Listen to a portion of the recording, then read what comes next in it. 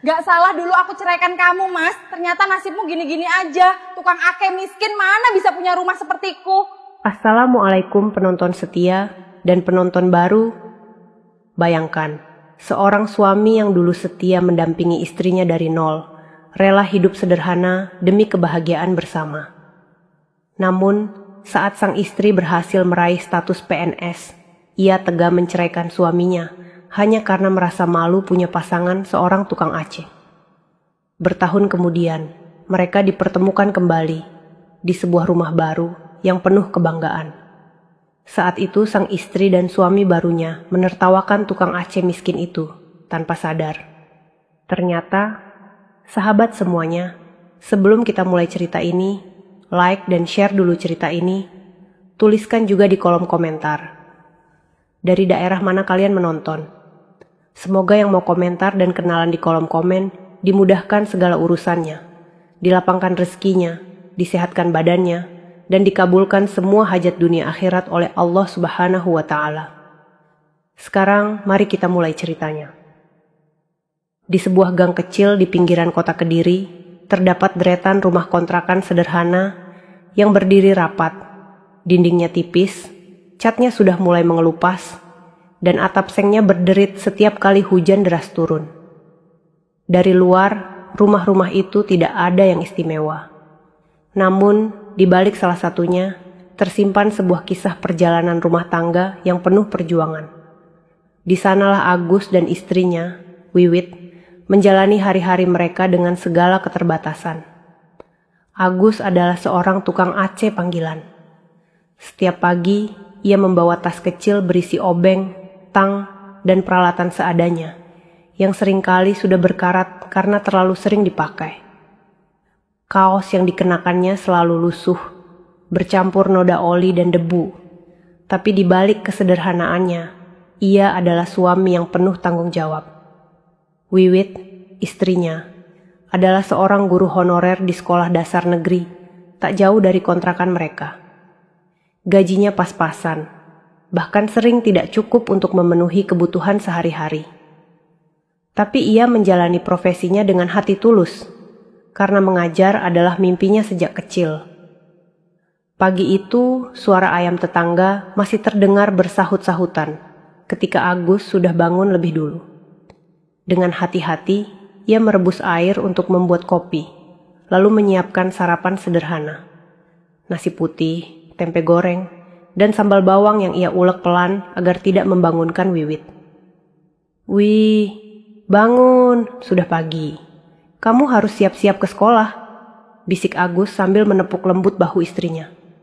Wiwit membuka mata dengan malas, tersenyum kecil, lalu berkata, "Kamu sudah bangun duluan, Mas." "Aduh, padahal kamu kemarin pulang kerja sampai malam." Agus hanya mengangguk, wajahnya tetap menampilkan senyum hangat. "Tidak apa-apa, aku harus cari rezeki lagi hari ini. Tapi aku ingin kamu sarapan dulu sebelum berangkat. Kalau tidak, nanti sakit kebiasaan kecil seperti itu membuat rumah tangga mereka terasa hangat meski sederhana." Tidak ada perabot mewah di kontrakan itu. Hanya kursi plastik, meja kayu usang, dan lemari pakaian tua yang pernah diberi tetangga. Namun, di mata Agus, semua itu sudah cukup. Karena yang penting baginya adalah melihat istrinya tetap tersenyum. Namun, di balik semua itu, ada beban yang seringkali ia simpan sendiri. Setiap malam, Agus kerap duduk termenung di depan kontrakan, memandangi jalan sepi. Ia khawatir apakah uang hasil pekerjaannya cukup untuk membayar kontrakan bulan depan. Ia tahu betul Wiwit juga menyimpan rasa lelah, apalagi setelah 2 kali gagal mengikuti tes PNS. Suatu sore, ketika hujan deras mengguyur, Wiwit pulang dengan wajah murung. Payungnya rusak diterpa angin dan seragam guru yang ia kenakan basah kuyup. Ia duduk di kursi plastik, menunduk, lalu berkata dengan suara serak, "Mas, aku gagal lagi. Tes PNS-ku tidak lolos." Agus yang baru saja pulang memperbaiki AC di rumah orang kaya di kompleks sebelah, langsung mendekat. Ia meraih tangan istrinya yang dingin, lalu menatap matanya dengan sungguh-sungguh. "Tidak apa-apa, Wi. Gagal hari ini bukan berarti gagal selamanya. Aku yakin kamu bisa. Kamu pintar, kamu rajin, dan kamu punya hati. Allah pasti tahu kapan waktu terbaik untukmu.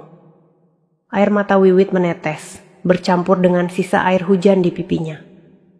Tapi Mas, aku capek. Teman-teman seangkatanku sudah banyak yang lolos. Aku malu Mas, aku cuma guru honorer, gajiku kecil, bahkan kadang tidak cukup untuk ongkos. Agus memeluknya erat. Jangan pernah merasa malu, Wi. Kamu istriku dan aku bangga padamu. Kalau orang lain mengukur hidup dari gaji, biarlah. Tapi aku mengukur hidup dari ketulusan hatimu. Itu yang tidak bisa dibeli. Kalimat itu membuat Wiwit sedikit tenang. Namun jauh di lubuk hatinya, ada perasaan lain yang mulai tumbuh. Perasaan minder, perasaan tidak puas, yang kelak akan menjadi api kecil penyulut perubahan besar dalam hidup mereka. Hari-hari berlalu dengan rutinitas yang sama. Agus berangkat pagi, memanggul tangga kayu kecil dan peralatan AC seadanya. Kadang ia mendapat pelanggan di rumah besar yang ber-AC dingin. Kadang ia hanya mendapat upah untuk membersihkan filter. Upahnya tidak selalu sepadan dengan tenaga yang dikeluarkan. Suatu hari, ia pulang dengan tangan kotor penuh oli. Wiwit yang sedang menjemur pakaian menyambutnya. Mas, uangnya cukup tidak buat bayar kontrakan? Tanyanya pelan. Agus menghela napas. Alhamdulillah, dapat rezeki, Wi. Tapi masih kurang 100.000. Aku akan cari besok. Insya Allah ada jalan. Wiwit terdiam. Ia mulai merasakan getirnya hidup di kontrakan sempit itu. Setiap kali lewat di depan perumahan baru yang megah, hatinya terasa perih. Ia melihat keluarga muda berfoto di depan rumah cicilan KPR mereka dengan bangga. Ia mulai bertanya dalam hati, apakah aku akan selamanya begini? Namun, saat malam tiba, ketika Agus mengajak sholat berjamaah di ruang kecil kontrakan mereka, semua kegundahan itu seakan reda sejenak. Agus selalu menjadi imam dengan suara serak, namun penuh ketulusan. Seusai salam, ia selalu berdoa keras-keras. Ya Allah, berkahilah rumah tangga kami. Berilah kesabaran untuk istriku. Mudahkanlah urusannya, dan lapangkanlah rezeki kami. Wiwit menatap wajah suaminya yang khusyuk, dan sejenak ia merasa bersalah. Betapa suaminya telah berusaha keras menjaga rumah tangga ini, meski dengan keterbatasan yang begitu banyak. Namun dunia tidak selalu berjalan sesuai harapan. Saat Wiwit dinyatakan gagal untuk kedua kalinya dalam tes PNS, batinnya hancur. Ia mulai menyalahkan keadaan, dan tanpa sadar juga mulai menyalahkan Agus. Ia membandingkan hidupnya dengan teman-teman kantornya yang sering bercerita tentang suami mereka bekerja di kantor pemerintahan atau sebagai pengusaha. Mas, kalau saja kamu punya pekerjaan tetap, mungkin aku tidak akan sesulit ini, ucap Wiwit suatu malam dengan nada kecewa. Agus menatapnya lama. Hatinya tersayat, tapi ia tetap mencoba tenang. Wih, aku tahu kamu kecewa, tapi percayalah, aku bekerja sekuat tenaga. Aku tidak pernah berhenti mencari peluang. Semua demi kamu, Wiwit hanya terdiam. Kata-kata Agus tidak sepenuhnya masuk ke dalam hatinya. Ia sudah terlalu lelah dengan hidup pas-pasan. Kontrakan kecil itu menjadi saksi dari cinta yang mulai diuji oleh kenyataan hidup. Cinta yang dulu sederhana dan hangat, perlahan mulai digoyahkan oleh impian yang lebih tinggi, oleh gengsi, dan oleh perasaan ingin sejajar dengan orang lain.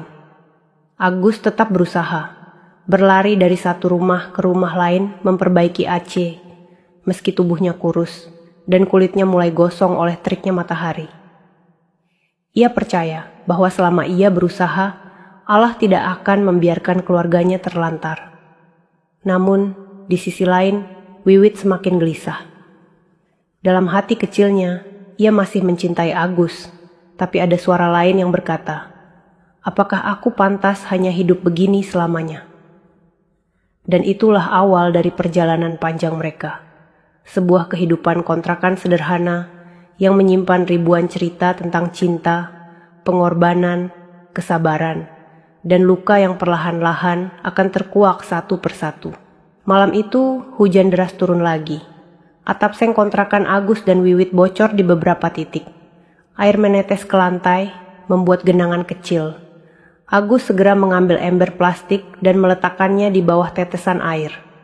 Sementara itu, Wiwit duduk di kursi plastik dengan wajah muram. "Mas, kapan ya kita bisa punya rumah sendiri? Aku capek tiap kali musim hujan, bocor terus. Lantai becek, pakaian basah, anak-anak tetangga aja rumahnya lebih bagus," ucap Wiwit pelan, tapi nadanya penuh keluh kesah. Agus menatap istrinya dengan tatapan sabar. "Aku juga ingin, Wi. Aku ingin sekali punya rumah sendiri, biar kamu nyaman. Tapi kita sabar dulu. Aku akan kerja lebih keras. Aku yakin Allah tidak tidur. Dia tahu usaha kita." Namun kalimat itu justru membuat Wiwit terdiam lebih lama. Dalam hatinya ada suara yang berkata, "Kerja keras saja tidak cukup. Aku butuh kepastian, bukan janji." Tapi ia tidak berani mengatakannya keras-keras, hanya menahan di dalam dada. Keesokan harinya, Agus berangkat lebih pagi dari biasanya.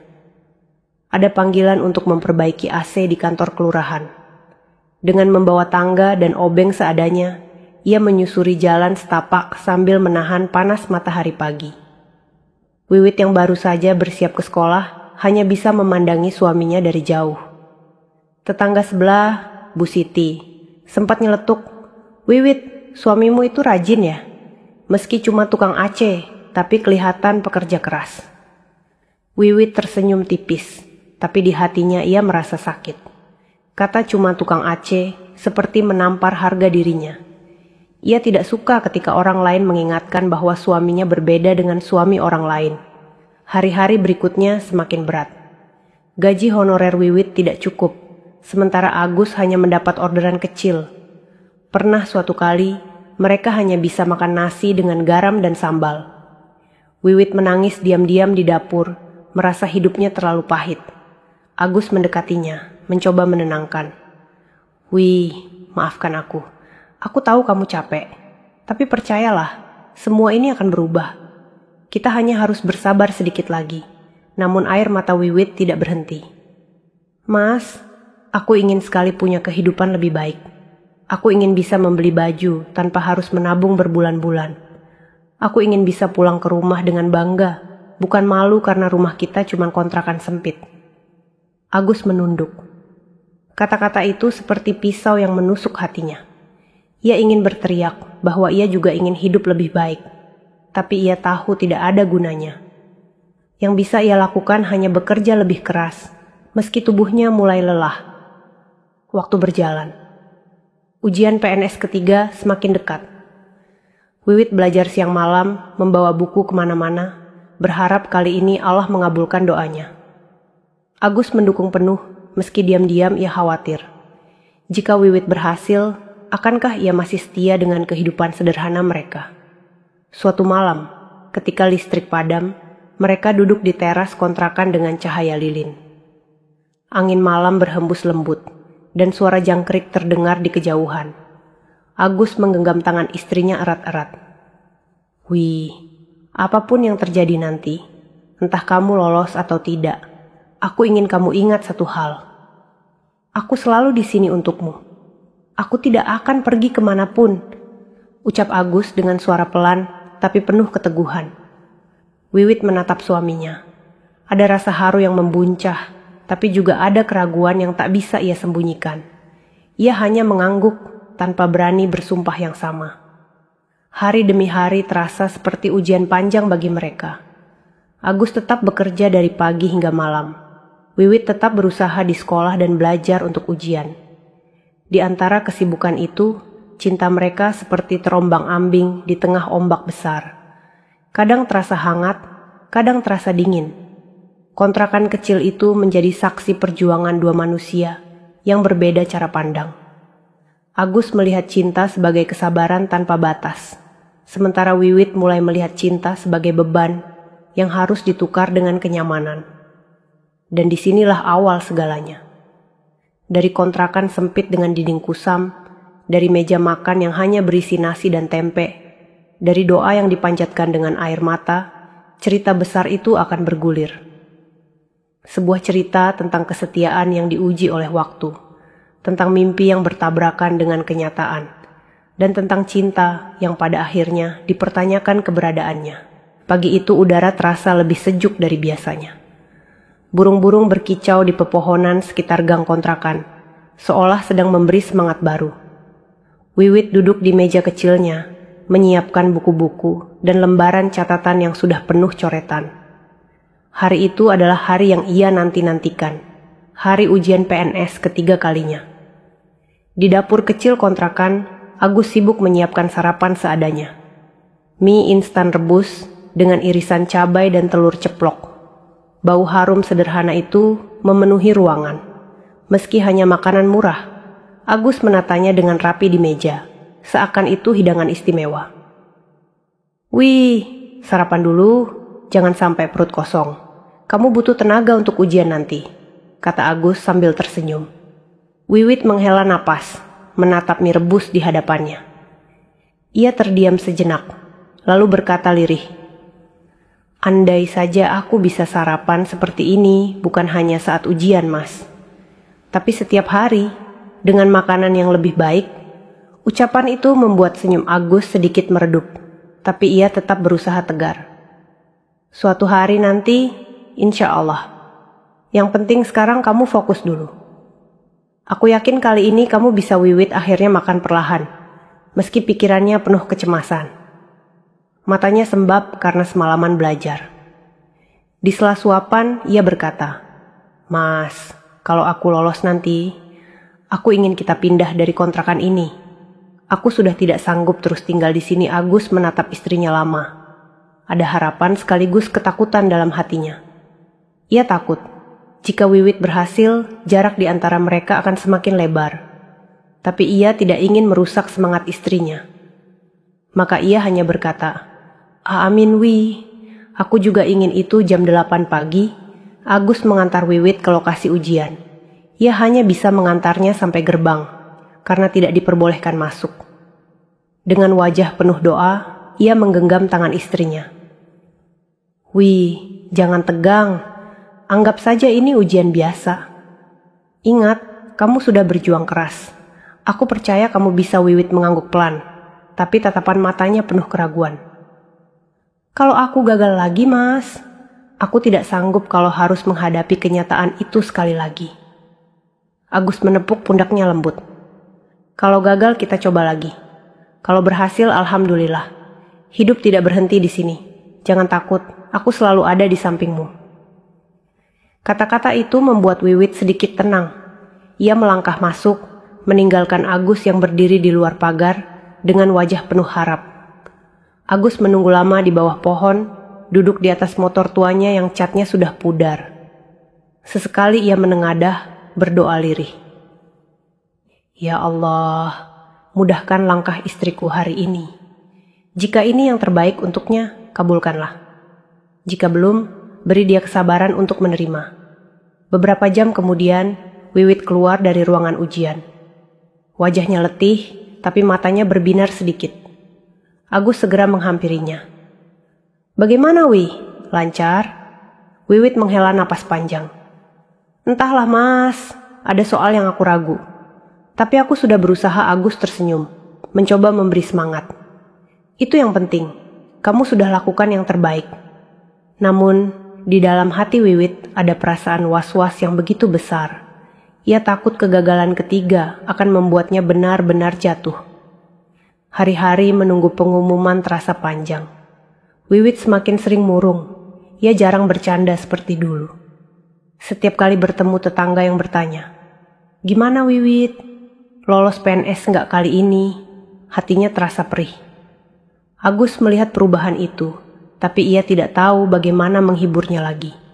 Ia hanya bisa bekerja lebih keras, pulang lebih malam, berharap rezekinya bisa menutupi kekosongan hati istrinya. Sampai akhirnya, hari pengumuman itu tiba.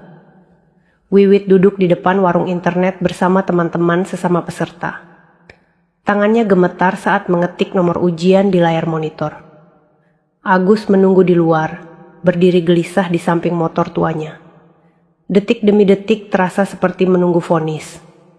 Saat hasil keluar, wajah Wiwit seketika pucat. Matanya membesar, lalu menunduk dalam. Air matanya jatuh begitu saja. Ia tidak lolos. Teman-temannya ada yang bersorak karena berhasil. Ada yang merangkulnya sekadar menghibur. Tapi bagi Wiwit, dunia seperti runtuh. Ia berjalan keluar dengan langkah gontai. Agus segera menghampiri. "Wi, bagaimana?" Wiwit tidak menjawab. Ia hanya menangis di bahu suaminya. Tubuhnya bergetar hebat. Agus memeluknya erat, menepuk-nepuk punggungnya. "Sudah, Wi, jangan menangis. Gagal hari ini bukan akhir segalanya. Kita bisa coba lagi." Namun Wiwit menepis pelan pelukan itu. Dengan suara serak ia berkata, "Mas, aku capek, aku malu. Teman-temanku sudah jadi PNS, sementara aku masih begini." Aku tidak sanggup lagi. Agus terdiam. Kata-kata itu seperti petir yang menyambar. Ia ingin menenangkan, tapi ia tahu Wiwit sedang dilanda luka yang dalam. Hari-hari setelah kegagalan itu semakin berat. Wiwit sering termenung di kamar, jarang bicara. Agus mencoba menghibur dengan candaan kecil, tapi tidak banyak membantu. Suatu malam, saat mereka makan nasi dengan lauk tempe goreng, Wiwit tiba-tiba berkata, "Mas, apa kamu tidak lelah hidup seperti ini? Aku ingin punya masa depan yang lebih baik. Aku ingin punya rumah sendiri, kendaraan bagus, hidup layak. Tapi dengan kondisi kita sekarang, aku tidak yakin." Agus meletakkan sendoknya perlahan. "Wih, aku juga ingin itu semua. Aku ingin kamu bahagia. Tapi semua butuh proses. Aku akan berusaha lebih keras." Aku janji. Wiwit menatapnya. Matanya berkaca-kaca. "Tapi Mas, aku tidak tahu sampai kapan aku bisa menunggu. Aku takut, aku tidak kuat." Agus tidak menjawab lagi.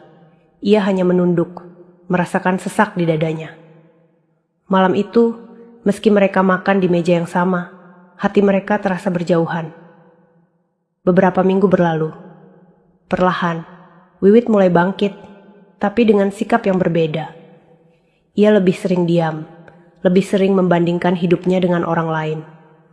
Agus merasakan perubahan itu, tapi ia tetap bertahan. Ia masih percaya, suatu hari nanti semua akan baik-baik saja.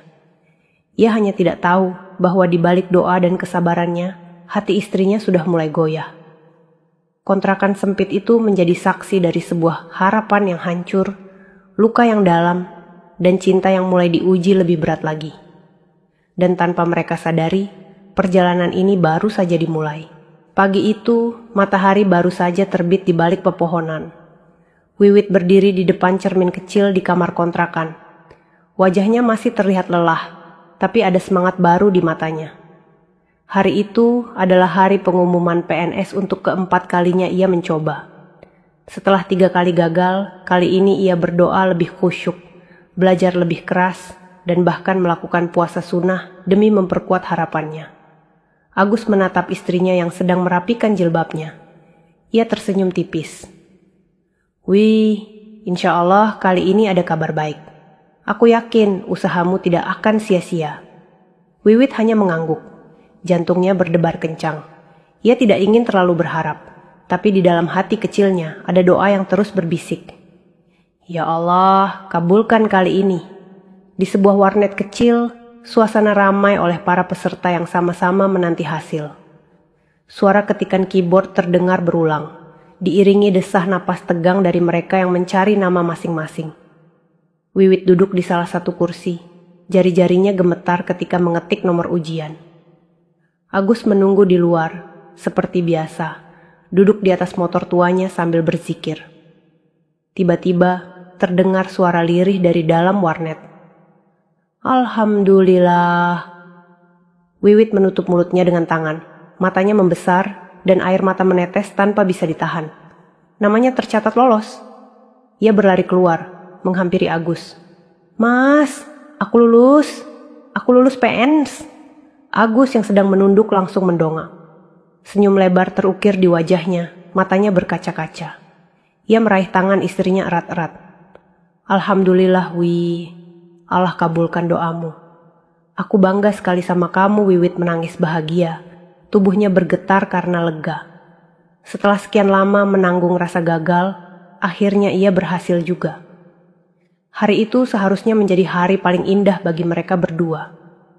Hari-hari setelah pengumuman terasa berbeda. Wiwit mulai sibuk mengurus berkas-berkas, bolak-balik ke kantor, mengurus dokumen ini dan itu. Setiap kali pulang, wajahnya terlihat lebih cerah, penuh semangat. Namun, perlahan ada yang berubah. Ia mulai merasa dirinya berbeda dari sebelumnya. Mas, mulai sekarang aku harus lebih rapi. Aku kan sudah jadi calon PNS, tidak boleh lagi kelihatan sembarangan, kata Wiwit suatu pagi sambil memilih baju terbaiknya. Agus hanya tersenyum. Bagus itu, Wi. Memang kamu harus tampil profesional. Namun, lama-kelamaan, sikap itu berkembang menjadi sesuatu yang lain. Wiwit mulai membandingkan hidupnya dengan teman-teman sesama PNS. Lihat mas, temanku, suaminya kerja di bank. Mereka sudah kredit mobil. Rumahnya juga bagus, padahal baru menikah. Sedangkan kita masih di kontrakan sempit ini, ucapnya dengan nada getir. Agus terdiam, mencoba memahami. Wih, jangan bandingkan. Rezeki setiap orang berbeda. Yang penting kita tetap bersyukur. Namun, kata-kata itu tidak lagi mampu menenangkan hati Wiwit. Ia merasa layak mendapatkan hidup yang lebih baik, lebih layak untuk status barunya. Perubahan itu semakin terasa ketika Wiwit mulai jarang pulang tepat waktu. Ia sering ikut kegiatan kantor, rapat, bahkan sekadar nongkrong bersama teman-temannya setelah jam kerja. Suatu malam, Agus menunggu di kontrakan dengan perut kosong. Nasi di meja sudah dingin. Jam dinding menunjukkan pukul 9 malam ketika akhirnya Wiwit pulang. Wih, kenapa lama sekali? Aku khawatir, tanya Agus pelan. Wiwit melepas jilbabnya dengan wajah lelah. Tadi ada rapat mendadak. Kamu jangan cemas berlebihan. Aku kan kerja sekarang. Banyak tanggung jawab. Agus mengangguk, meski hatinya perih. Ia tahu pekerjaan itu penting, tapi ia juga merasa istrinya mulai menjauh. Beberapa hari kemudian, Wiwit mulai berani menyampaikan isi hatinya yang sesungguhnya. Mas, aku sudah jadi PNS. Aku ingin hidup yang lebih baik. Aku ingin kita pindah ke rumah yang layak. Aku ingin punya kendaraan bagus. Tapi aku tidak yakin semua itu bisa tercapai kalau kamu tetap jadi tukang AC. Kata-kata itu menusuk hati Agus. Ia menatap istrinya dengan mata berkaca-kaca. Wih, aku memang hanya tukang AC, tapi aku bekerja keras. Semua yang aku lakukan ini demi kamu. Apa kamu tidak percaya sama aku? Wiwit terdiam. Dalam hatinya, ia merasa bersalah, tapi juga merasa benar. Ia ingin naik kelas dalam hidupnya, sementara Agus masih tetap di tempat. Suasana kontrakan menjadi sering tegang. Agus tetap berusaha sabar, tapi perubahan Wiwit membuatnya sakit. Ia merasa seolah-olah cintanya tidak lagi cukup. Tetangga sekitar pun mulai memperhatikan. Wiwit sekarang sudah PNS ya. Wah, hebat sekali. Suaminya apa kabar? Masih tukang Aceh? Pertanyaan itu terdengar ringan, tapi bagi Agus dan Wiwit, itu seperti bara api yang menyulut konflik batin. Wiwit merasa malu setiap kali ditanya begitu, sedangkan Agus hanya bisa menunduk, menahan rasa sakit yang tidak bisa ia ungkapkan.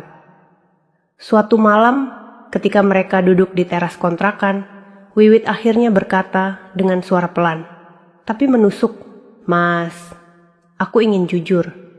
Aku mencintaimu, tapi aku juga mencintai diriku sendiri. Aku ingin punya masa depan yang lebih cerah. Aku tidak yakin bisa mendapatkannya kalau aku tetap di sisimu. Agus terdiam lama. Angin malam berhembus, membawa suara jangkrik yang seolah menjadi saksi bisu percakapan itu. Dengan suara serak, Agus akhirnya berkata, Wih, kalau itu maumu, aku tidak bisa melarang. Aku hanya ingin kamu bahagia. Tapi ingat, kebahagiaan tidak selalu datang dari harta. Air mata Wiwit jatuh. Ia tahu kata-kata suaminya benar, tapi hatinya sudah terlanjur condong ke arah lain. Sejak malam itu, jarak mereka semakin nyata. Meski masih tinggal di kontrakan yang sama, hati mereka sudah berbeda jalan. Agus masih tetap bekerja keras, berkeliling memperbaiki AC dengan motor tuanya. Wiwit semakin sibuk dengan pekerjaannya sebagai PNS, mulai bergaul dengan orang-orang baru yang punya kehidupan berbeda. Kontrakan yang dulu penuh tawa kini hanya menyisakan sunyi. Dan tanpa mereka sadari, itu adalah awal dari retaknya cinta yang pernah mereka jaga dengan sepenuh hati.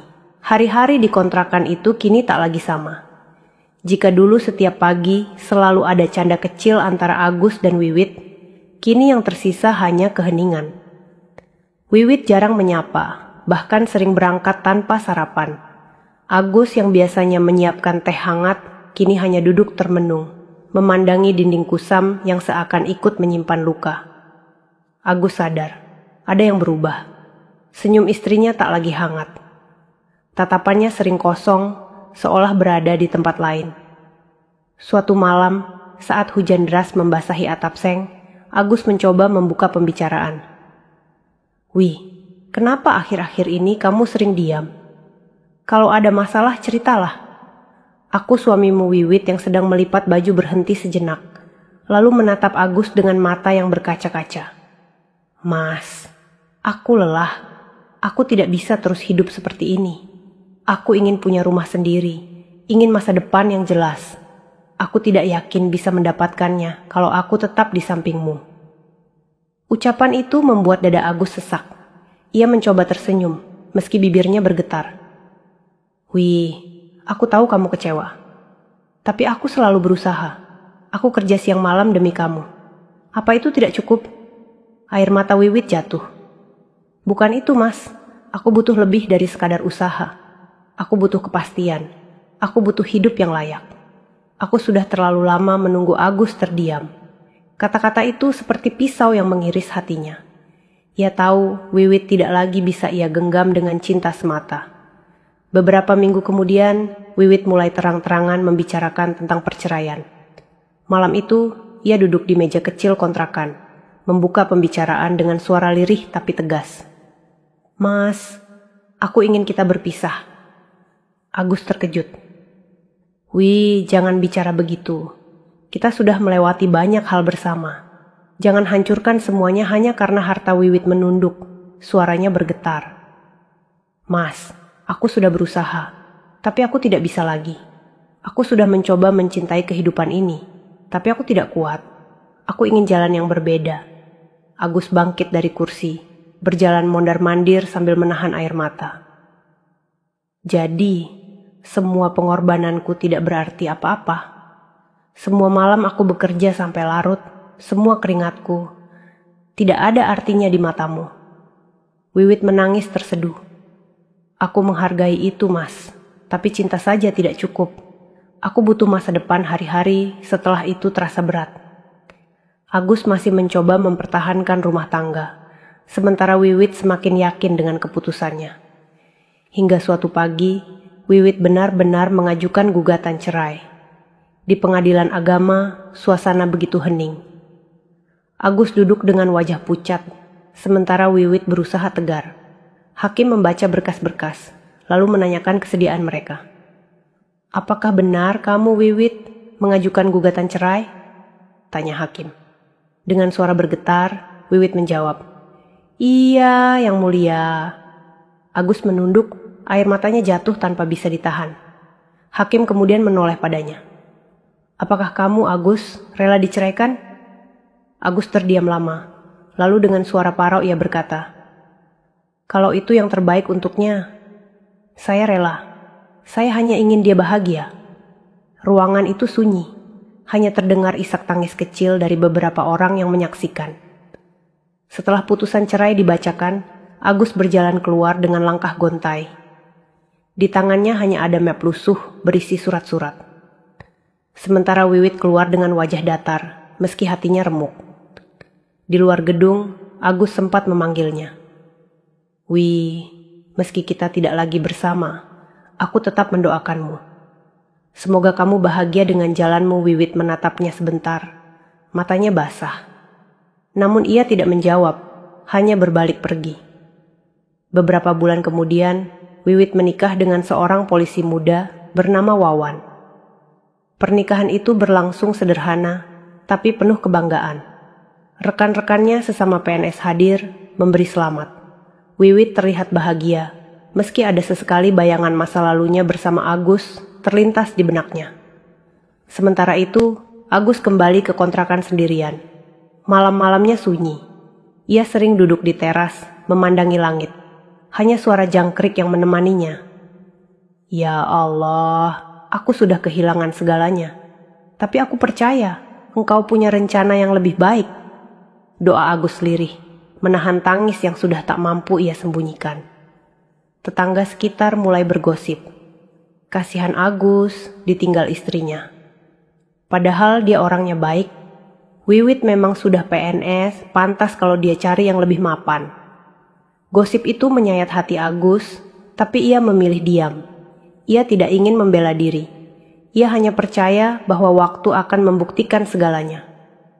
Suatu sore, Agus mendapat kabar bahwa Wiwit dan suaminya membeli rumah baru di sebuah perumahan dengan sistem KPR. Mereka tampak bahagia berfoto di depan rumah itu. Foto-foto itu tersebar di media sosial, membuat Agus semakin terpuruk. Namun, ia mencoba menguatkan diri. Biarlah kalau itu membuat dia bahagia. Aku tidak ingin dendam. Aku hanya ingin tetap hidup dengan caraku. Hari-hari Agus kembali diisi dengan pekerjaan. Ia menerima panggilan memperbaiki AC di rumah-rumah besar. Meski tubuhnya letih, ia tetap berusaha. Seringkali ia mengingat kenangan bersama Wiwit. Dari kontrakan bocor, nasi dengan garam, hingga doa bersama di malam listrik padam. Semua itu kini hanya tinggal kenangan pahit. Meski begitu, di balik luka itu ada kekuatan baru yang tumbuh. Agus belajar menerima, belajar ikhlas, meski hatinya hancur. Ia tidak tahu bahwa suatu hari nanti semua luka ini akan terbalas dengan cara yang tak pernah ia bayangkan. Perceraian itu meninggalkan bekas yang dalam. Agus kehilangan pasangan, kehilangan teman bicara, kehilangan bagian dari dirinya sendiri. Namun, ia tidak kehilangan harapan. Di tengah kesunyian, ia selalu berbisik, "Ya Allah, aku serahkan semua padamu. Jika memang ini jalanku, aku akan ikhlas. Tapi tunjukkan padaku keadilanmu." Dan doa itu suatu hari akan terjawab dengan cara yang mengejutkan. Hari itu matahari bersinar terik. Agus baru saja selesai memperbaiki AC di sebuah rumah mewah di komplek kota. Bajunya basah oleh keringat, tangannya penuh noda oli, dan wajahnya terlihat lelah. Ia duduk sebentar di atas motor tuanya, menyeruput air mineral dari botol plastik yang sudah kusam. Ponselnya berbunyi. Sebuah pesan masuk lewat WhatsApp. "Pak, bisa tolong datang ke perumahan Gria Asri Blok C7? AC di ruang tamu kami rusak." Mohon segera. Agus membaca pesan itu dengan mata sedikit menyipit. Perumahan Gria Asri, ia tahu betul, itu adalah perumahan baru yang ramai dibicarakan orang. Rumah-rumahnya berdiri megah dengan pagar tinggi, taman rapi, dan mobil-mobil mewah terparkir di depannya. Dengan cepat Agus merapikan peralatannya, menyalakan motor, dan berangkat ke lokasi. Perjalanan memakan waktu setengah jam, melewati jalanan kota yang ramai, hingga akhirnya ia tiba di gerbang perumahan itu. Satpam berjaga, menanyakan tujuan. "Saya dipanggil untuk memperbaiki AC di blok C7, jawab Agus sopan. Satpam mengangguk dan mempersilakan masuk. Agus melajukan motor tuanya melewati deretan rumah-rumah besar yang tampak asing baginya. Sesekali ia menelan ludah, merasa kecil di tengah megahnya bangunan yang berjajar. Akhirnya ia sampai di depan rumah yang dituju. Rumah itu berlantai 2, bercat putih, dengan pagar hitam elegan. Ada mobil sedan baru terparkir di garasi. Agus turun, memanggul tas peralatannya, lalu menekan bel. Tak lama kemudian, pintu terbuka. Seorang wanita keluar dengan raut wajah terkejut. Agus terdiam. Jantungnya serasa berhenti berdetak. Itu Wiwit, mantan istrinya yang kini tampak lebih cantik, lebih rapi, dengan pakaian PNS lengkap dan raut wajah penuh percaya diri. Wiwit juga terpaku. Beberapa detik keduanya hanya saling menatap, sebelum akhirnya Wiwit bersuara dengan nada dingin. Agus, kamu tukang Aceh yang dipanggil itu? Agus mencoba tersenyum, meski bibirnya kaku. Ya Wi, saya yang dipanggil. Aceh rumah ini rusak, kan? Wiwit menahan tawa kecil, lalu berkata sinis. Astaga, ternyata kamu. Dunia ini sempit sekali, Tia. Dulu kamu suamiku, sekarang jadi tukang AC yang memperbaiki rumahku. Agus menunduk, menahan perasaan yang bercampur antara sakit hati dan malu. Ia tidak ingin memperpanjang percakapan. Kalau boleh, saya langsung periksa AC-nya, Bu. Wiwit tersenyum miring. Silakan. Masuk saja. Agus melangkah masuk.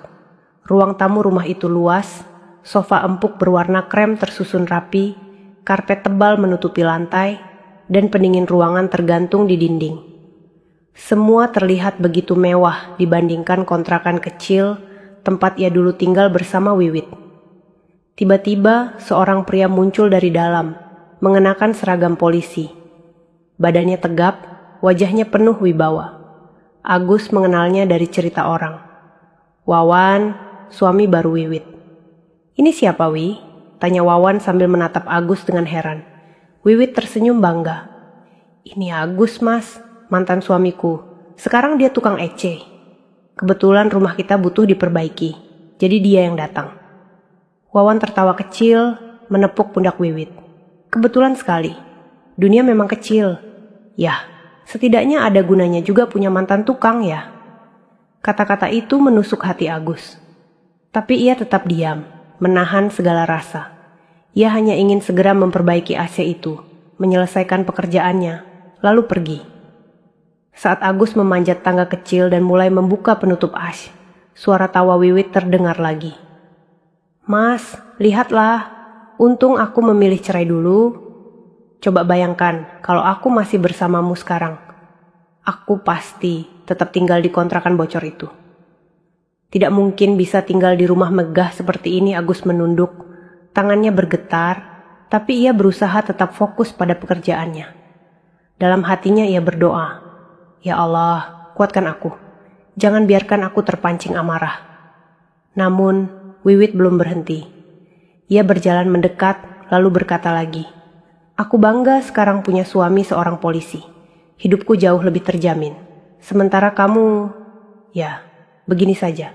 Tukang Aceh, penuh peluh lusuh dan miskin. Agus akhirnya berhenti bekerja sejenak. Ia menurunkan obeng, menarik napas panjang, lalu menoleh. Tatapannya tenang, tapi dalam. Wiwit, jangan pernah hina orang hanya karena tampilan luarnya. Hidup ini roda. Hari ini kamu di atas, besok bisa saja di bawah. Jangan terlalu sombong. Wiwit terdiam sesaat, tapi kemudian tertawa kecil. Kamu masih sama saja, Agus. Sok bijak. Padahal kenyataannya kamu kalah jauh. Suasana rumah itu menjadi berat. Agus menyelesaikan pekerjaannya dengan cepat. Keringat bercucuran di wajahnya. Tapi ia tetap tenang. 1 jam kemudian, Aceh sudah kembali dingin. Agus membereskan peralatannya, lalu berkata, Sudah selesai. Silakan dicoba. Wawan menyalakan Aceh. Udara sejuk langsung memenuhi ruangan. Ia mengangguk puas, lalu menyerahkan uang jasa. Ini upahmu. Agus menerima dengan tangan gemetar.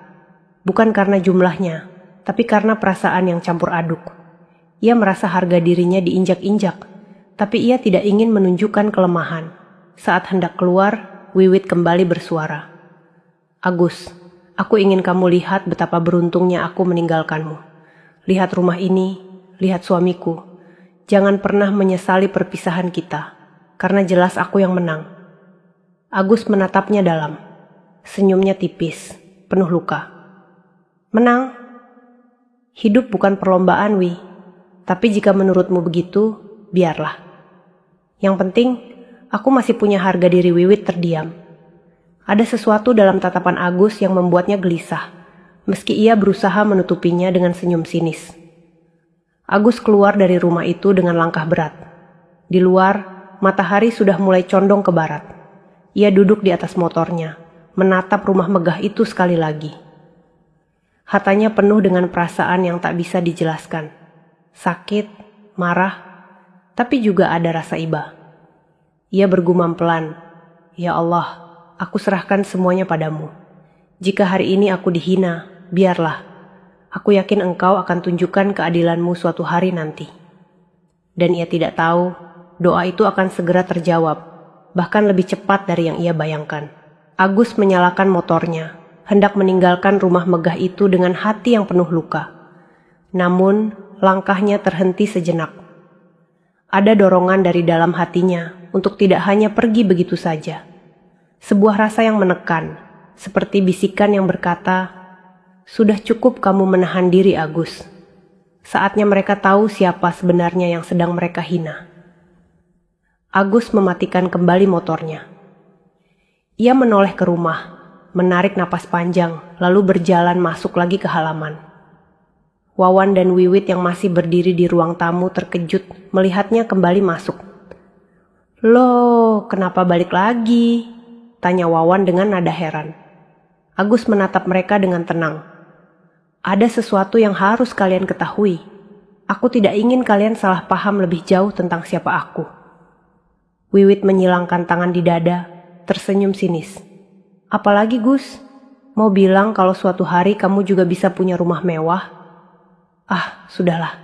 Jangan bermimpi terlalu tinggi. Terima nasibmu." Agus menggeleng pelan.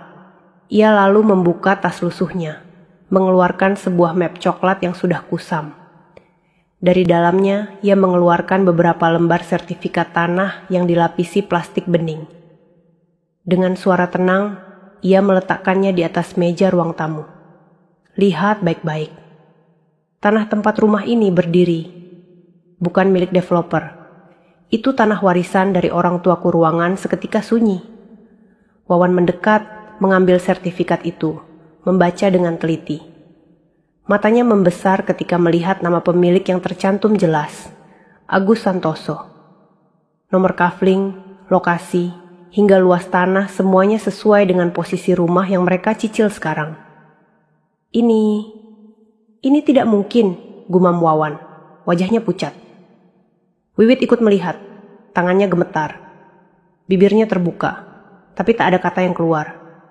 Wajahnya yang tadi penuh kesombongan kini berubah menjadi ketakutan. Agus menatap mereka dengan sorot mata dalam.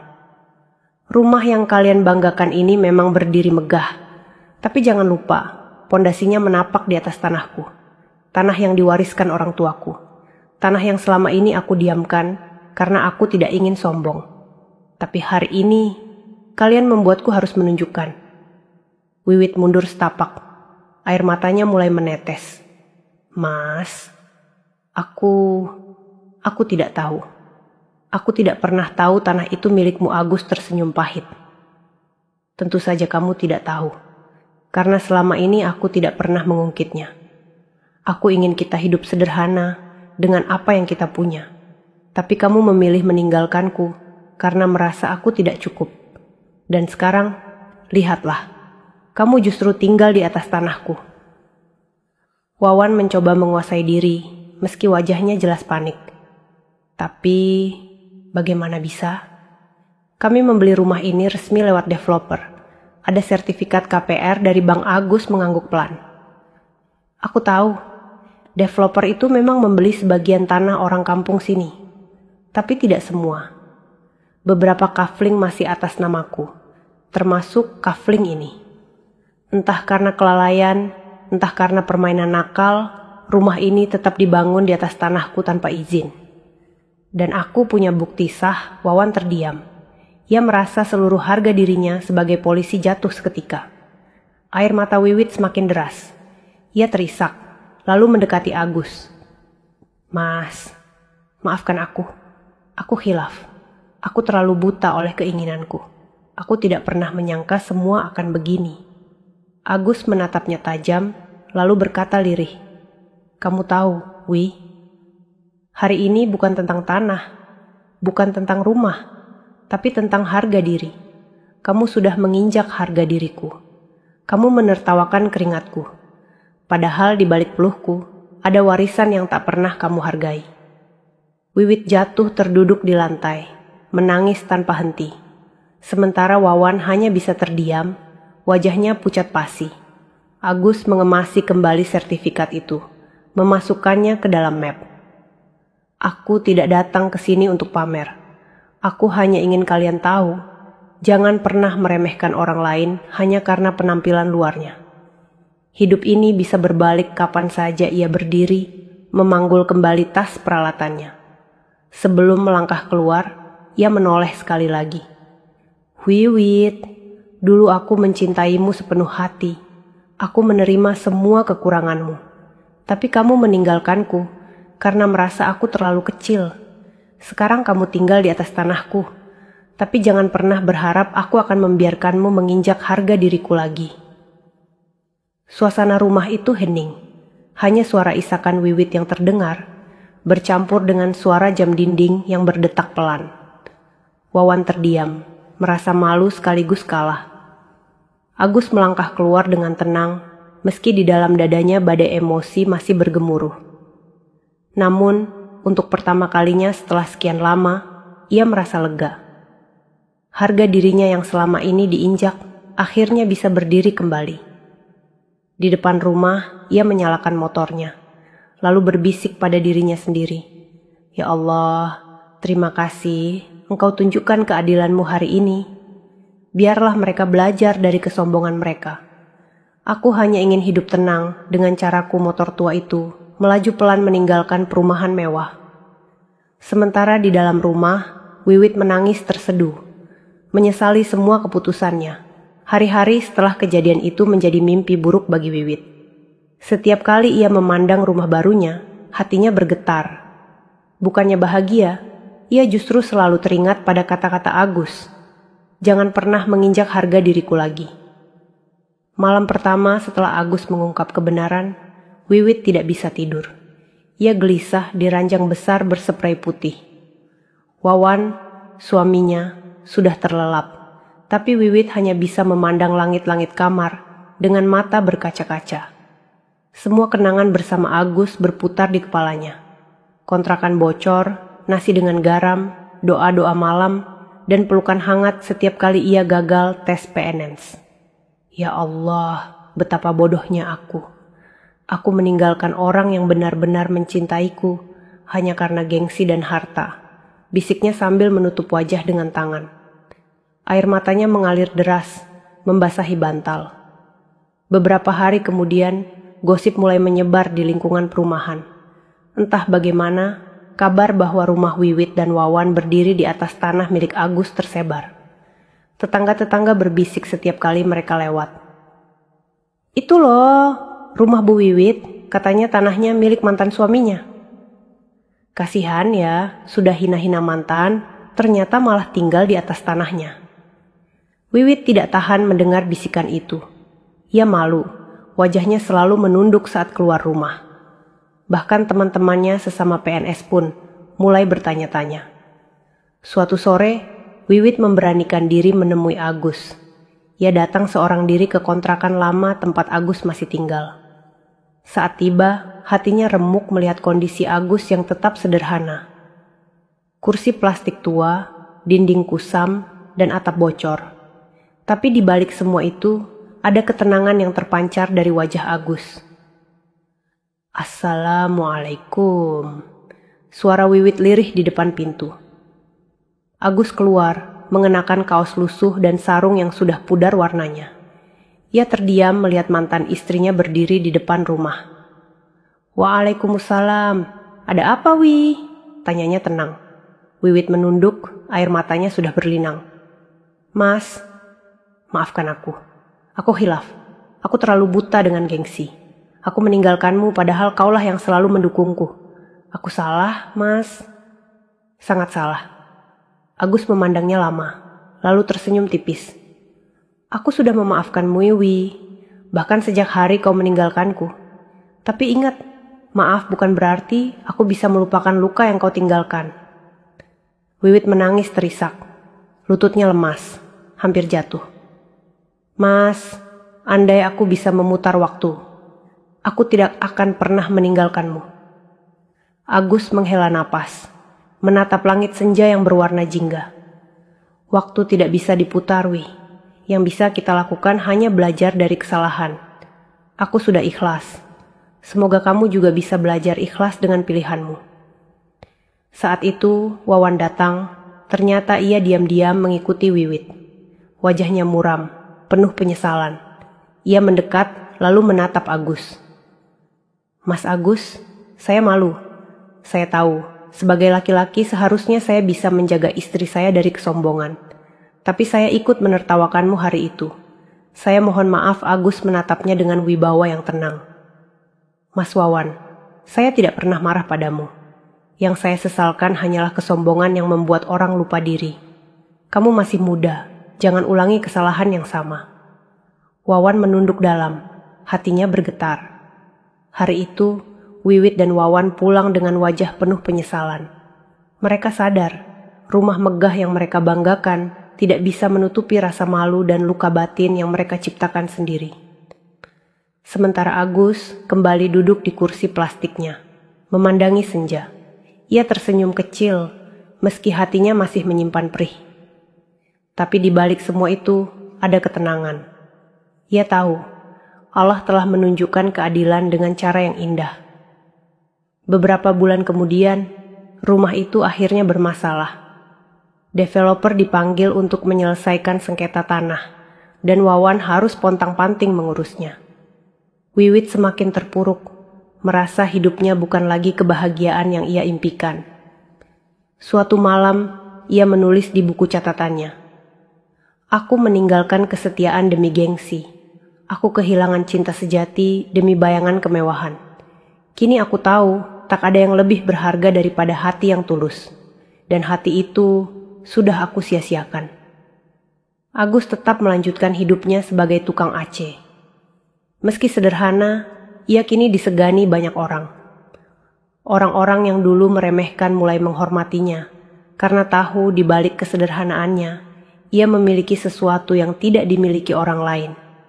Harga diri yang tidak bisa dibeli. Di suatu sore, Agus kembali duduk di teras kontrakan, menyeruput teh hangat. Ia menatap langit dan berbisik, "Terima kasih ya Allah, Engkau sudah menjawab doaku. Bukan dengan harta, tapi dengan keadilan dan ketenangan hati." Air matanya jatuh, tapi kali ini bukan air mata luka, melainkan air mata syukur. Dan di balik rumah megah yang kini penuh masalah, terdengar tangisan Wiwit setiap malam. Tangisan penyesalan, yang mungkin tidak akan pernah berhenti sampai akhir hidupnya. Sahabat, semuanya itulah akhir dari cerita kita hari ini. Semoga kisah tadi bisa menjadi pelajaran hidup yang berarti untuk kita semua. Sebelum video ini ditutup, kalau sahabat suka dengan cerita seperti ini, jangan lupa klik tombol suka, bagikan ke teman-teman, supaya sahabat tidak ketinggalan cerita-cerita menarik dan penuh makna lainnya. Terima kasih banyak atas waktunya. Wassalamualaikum warahmatullahi wabarakatuh.